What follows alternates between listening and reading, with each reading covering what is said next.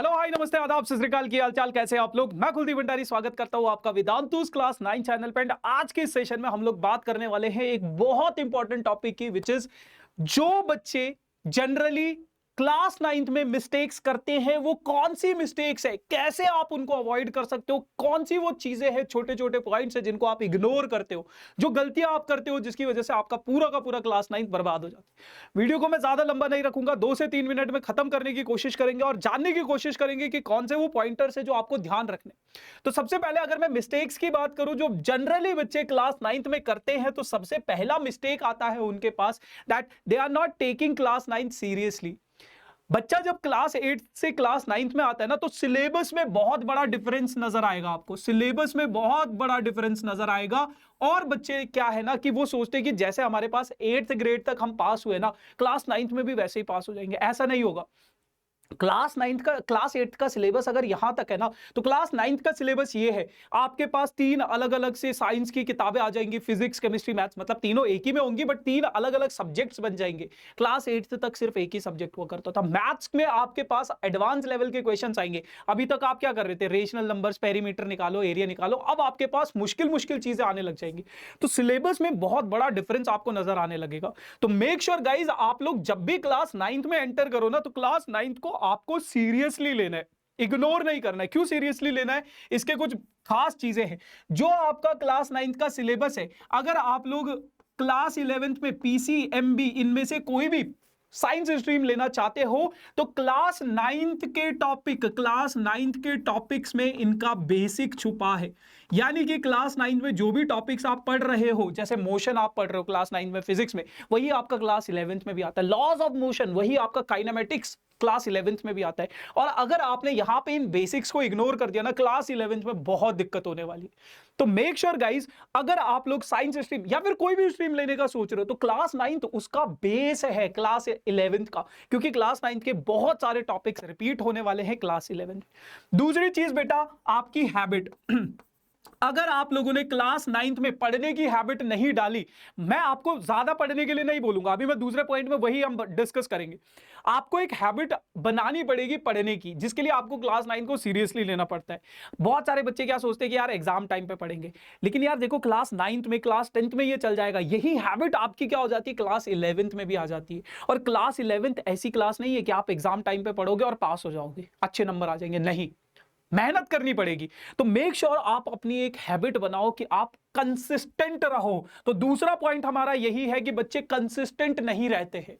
आप देखो, मैं आपको कभी भी ये नहीं बोलता हूं कि पूरे दिन भर पढ़ो, 8 घंटे पढ़ो, 10 घंटे पढ़ो, बस 2 आवर्स अपनी पोटेंशियल के हिसाब से आपको 1 से 2 घंटे आपको सेल्फ स्टडी को देना है। मैं आपके स्कूल के टाइम को, इन सब चीजों को, ट्यूशन व्यूशन, इन सब चीजों को इग्नोर करके, हटा के बता रहा हूं, आपको कम से कम 1 से 2 घंटा आपको सेल्फ स्टडी देना है, ज्यादा नहीं, 2 घंटे। आप एक प्रॉपर टाइम टेबल बनाओ, प्रॉपर टाइम टेबल बनाओ, है ना। और उस टाइम टेबल में आप सारे सब्जेक्ट्स को इंक्लूड करो। All subjects should be included in that time table. सारे सब्जेक्ट्स को इंक्लूड कर दो आप अपने उस टाइम टेबल में, और फिर उसके हिसाब से आपको प्लानिंग करनी है कि मुझे आज अगर साइंस पढ़नी है, कल मैं मैथ्स पढ़ूंगा, फिर उसके बाद साइंस पढ़ूंगा, फिर हिंदी पढ़ूंगा, फिर इंग्लिश पढ़ूंगा। सारे सब्जेक्ट्स पढ़ने पड़ेंगे, बट कंसिस्टेंट होना पड़ेगा। ये नहीं, बच्चे क्या करते, पहले दिन जोश जोश में आज मेरी वीडियो देख ली, 4 घंटे पढ़ लिया, कल फिर 2 घंटे, फिर 1 घंटे, फिर परसों से फिर पूरा गोल हो गए। ऐसा नहीं, डेली पढ़ो, डेली पढ़ो, पर 1 घंटा 2 घंटा जितना पढ़ सकते हो अपनी पोटेंशियल के हिसाब से। बट एक टाइम फिक्स करो कि मुझे 5 से 7 बजे के बीच में पढ़ना है, सेल्फ स्टडी को टाइम देना है। टाइम टेबल बनाओ, आधा घंटा में आज फिजिक्स, पूरे हफ्ते का टाइम टेबल बनाओ, दीवार पे छाप दो उसको। इस तरीके से अगर आप करोगे, 21 दिन अगर आपने ये टाइम टेबल फॉलो कर दिया, उसके बाद शुरुआत में आपको दिक्कत आएगी, उसके बाद कोई दिक्कत नहीं आएगी, ठीक है। तीसरा पॉइंट जो मुझे यहां पे डिस्कस करना है, that is following to many resources. बच्चा जब क्लास 9th में आता है ना, तो कहते हैं कि आर डी शर्मा कर लो, आर एस अग्रवाल भी कर लो, ये भी कर लो, वो भी कर लो। यूट्यूब पे आजकल बहुत सारी चीज है, तो कहां से देखे, क्या देखे। देखो, मैं रिसोर्सेज को आपको ढंग से यूज करना है। कभी भी अगर आप कोई भी चैप्टर स्टार्ट कर रहे हो ना, आपको तो सबसे पहले 1 या 2 यूट्यूब चैनल फॉलो करने, उससे ज्यादा नहीं।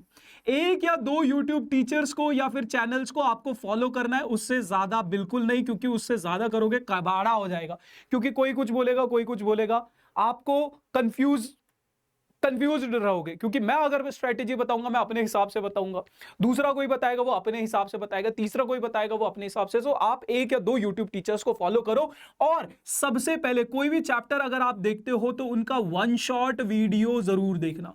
कोई भी चैप्टर अगर आप देखते हो तो शुरुआत करो हमेशा वन शॉट वीडियो से, क्योंकि अगर मैं अपनी बात करूं तो मैं इसमें सारे के सारे बेसिक और ऑल टाइप के क्वेश्चंस कवर करवाता हूं। तो आपका पूरा का पूरा चैप्टर खत्म हो जाएगा 1 से 1.5 घंटे में, 1.5 से 2 घंटे में आपका पूरा का पूरा चैप्टर खत्म हो जाएगा। वन शॉट वीडियो देखने के बाद अब आपको क्या करना है, प्रैक्टिस करना है, प्रैक्टिस करना है। प्रैक्टिस के लिए आपके पास एनसीईआरटी होती है, प्रैक्टिस के लिए आपके पास एनसीईआरटी होती है। भैया क्या एनसीईआरटी के अलावा कोई और किताब भी यूज करनी चाहिए? आप मैथ्स में R D. Sharma, R S. Agarwal, NCERT exemplar, कोई एक बुक फॉलो कर सकते हो, लेकिन बाकी सब्जेक्ट्स में आपको कोई भी रिसोर्सेज खरीदने की जरूरत नहीं है। एसएसटी, इंग्लिश, साइंस, इनमें कुछ खरीदने की जरूरत नहीं है, एनसीईआरटी पे फोकस करो, ठीक है। बाकी अगर कोई बच्चा आर.डी. शर्मा, आर.एस. अग्रवाल या फिर एनसीईआरटी एग्जाम्पलर कोई एक किताब नहीं खरीद पाता है, कुछ भी नहीं खरीद पाता है, तो आजकल YouTube पे वन शॉट वीडियोस में या फिर YouTube पे इतना कंटेंट मिल जाएगा। मैं खुद हर एक सवाल करवाता हूं, आर.डी. शर्मा के क्वेश्चंस भी कराता हूं, आर.एस. अग्रवाल के भी कराता हूं। अगर आप वो भी कर लोगे ना तो that is sufficient to get 100 out of 100 marks. सिर्फ इतना करना है आपको, तो बहुत ज्यादा रिसोर्सेज नहीं इकट्ठे करने, बस लिमिटेड रिसोर्सेज। आपको पता होना चाहिए कौन सी किताब मुझे कब यूज करनी है। एग्जाम टाइम पे ना, एग्जाम टाइम पे आपको सैंपल पेपर खरीदने हैं। बहुत सारे बच्चे स्टार्टिंग में ही सैंपल पेपर खरीद के बैठ जाते, नहीं, ये एग्जाम टाइम पे आपको प्रैक्टिस करना है बस, ठीक है। तो बहुत सारे रिसोर्सेज नहीं, NCERT one shot video YouTube के थ्रू, यूट्यूब से आपको बहुत सारा कंटेंट मिलेगा, एग्जाम टाइम पे सैंपल पेपर की प्रैक्टिस बस सफिशिएंट है। तीसरी जो गलती बच्चे करते हैं that they are not doing revision.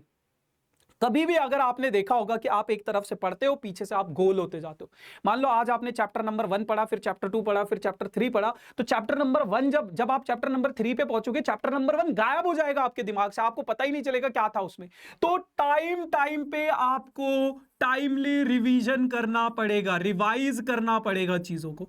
Time पे एक प्रॉपर रिवीजन देनी पड़ेगी।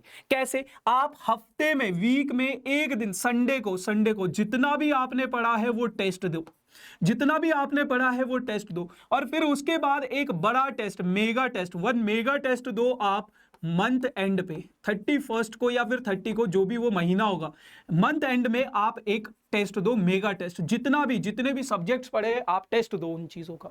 खुद से पेपर डिजाइन करो अगर अवेलेबल नहीं है, या फिर कुछ क्वेश्चंस को किसी को बोलो, अपने दोस्त को बोलो, पेरेंट्स को बोलो, अपने टीचर्स को बोलो, और इस तरीके से एक प्रॉपर रिवीजन जरूर करना, क्योंकि रिवीजन नहीं करोगे आगे बढ़ते जाओगे, पीछे से सब गायब होता जाएगा। तो मेक श्योर एक प्रॉपर रिवीजन आप लोगों को जरूर करनी है, ठीक है। और सिर्फ रिवीजन नहीं करना है, उसका एनालिसिस भी करना है, एनालिसिस भी करना है कि भाई मैं गलत कहां पे कर रहा हूं, मेरी कौन सी ऐसी चीज है जो गलत हो रही है बार बार, मैं उनको कैसे सही करूंगा, मेरा वीक एरिया क्या है, मेरा स्ट्रॉन्ग एरिया क्या है। तो ये सारी चीजें भी देखनी है आपको, ठीक है जी। लास्ट में जो कि सबसे ज्यादा इंपॉर्टेंट है, दैट क्लास 9th के बच्चे अपनी मेंटल हेल्थ को बहुत इग्नोर करते। देखो यार, पढ़ना जरूरी है, लेकिन इतना भी नहीं कि आप बस मतलब 10 घंटे लगा दो उसमें, है ना। इस एज में ना बहुत सारे हमारे जो हार्मोन्स होते हैं ना, वो इधर उधर बहुत भागते हैं। जैसे रिलेशनशिप्स हो गए, मैं ये नहीं बोलता हूं कि गलत चीज है, बट आप ये देखो कि यार मेरा एम क्या है, मुझे क्या करना है, मेरी प्रायोरिटी क्या है। क्या मेरी प्रायोरिटी रिलेशनशिप है? क्या मुझे किसी से प्यार करना ये मेरा प्रायोरिटी है? और फिर उससे होने वाले मेंटल हेल्थ इश्यूज, मैंने इस एज में ना बच्चों को ऐसा ही देखा है कि जो पागल होते हैं किसी के पीछे, लड़के हो या लड़कियों के पीछे, और उसके बाद वो अपना पूरा साल खराब कर देते, पूरी लाइफ खराब कर देते, उनका पढ़ने का मन नहीं होता, डिप्रेस्ड फील करते। तो कोशिश करो जितना आप इन चीजों से थोड़ा सा दूरी बना के रखो। अभी ये एज नहीं है, सही एज आने पे करो, है ना, अपनी जब आप कुछ अचीव कर लोगे उसके बाद करो, बट अभी ये एज नहीं है, ठीक है। गेमिंग में बच्चे बहुत ज्यादा घुसे रहते, पागल हो गए आजकल के बच्चे भाई, गेम खेल खेल के दिमाग उनका कचरा हो गया है, कचरा। खेलना ही है यार, आउटडोर कोई एक्टिविटी कर लो। मैं कभी भी ये नहीं बोलता, खेलने के लिए मना नहीं है, गेम खेलो, लेकिन इतना भी पागल मत हो जाओ सुबह फोन लेके बैठे हुए रात तक बस इंस्टाग्राम चला रहे हो, पबजी खेल रहे हो, ये खेल रहे हो, वो खेल रहे हो, पर पागल हो जाओगे, पहले ही बता रहा हूं। तो मेक श्योर आप लोग मेंटल हेल्थ का ध्यान जरूर रखना, प्रॉपर डाइट लेना, एक्सरसाइज करना, है ना। तो बस यार यही थे 5 ऐसे पॉइंट्स जो क्लास 9th का बच्चा जनरली इग्नोर करता है। मेक श्योर इस वीडियो को लाइक जरूर करना ऐसे ही धमाकेदार वीडियोस के लिए। Thank you so much, bye bye.